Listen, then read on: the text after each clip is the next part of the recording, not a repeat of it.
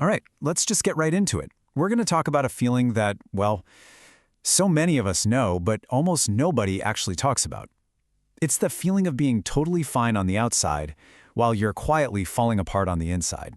I mean, think about your day. You got up, right? You answered your messages, you smiled at people, you did your work, you functioned. To anyone looking in, your life looks completely, totally normal. But that's just the surface, isn't it?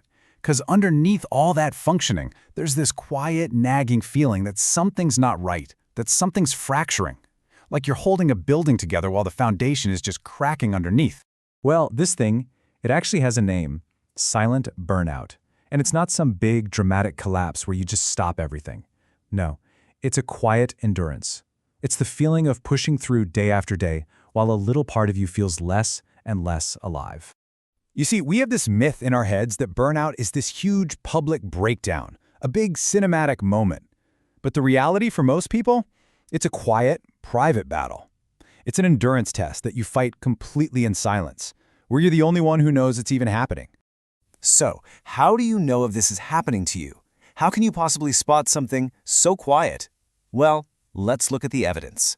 Here are 6 really uncomfortable signs that you might be functioning on fumes, even if you keep telling everyone and yourself that you're fine.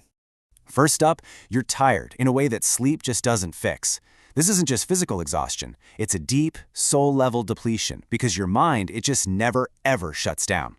Second, those hobbies and passions that used to light you up, they now just feel heavy. The joy is gone.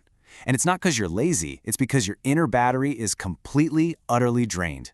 Third, and this one's a weird one, you're still being productive. You're hitting deadlines, you're getting things done, but you feel emotionally numb. You're just disconnected. It's like you're watching your own life from a distance. Number 4, the smallest, most insignificant tasks feel overwhelming. A simple email feels like climbing a mountain. Not because it's actually difficult, but because you have absolutely nothing left in the tank to give it. And 5th, you're irritable and you don't even know why. You snap over the little things. Not because you're an angry person, but because you're an overloaded one. It's your nervous system literally screaming for a break. Okay, now let's focus on that 6th sign, because it is by far the most important one. It's the alibi. It's the dangerous lie you tell yourself that allows all those other symptoms to just grow unchecked. There it is.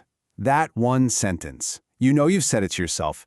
You see all these signs, you feel the exhaustion, the numbness, and then you invalidate all of it with this one single thought. You minimize your own pain because you think it's not bad enough, so you stay quiet and you just keep going. But here's the crucial point. Ignoring your exhaustion doesn't make it disappear, and minimizing your pain doesn't heal it. All that does is give the burnout a dark, quiet place to grow, to fester, to become something so much bigger.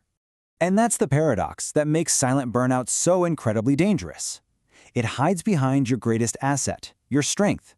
The very resilience that allows you to keep functioning is the exact same thing that masks how truly empty you feel inside.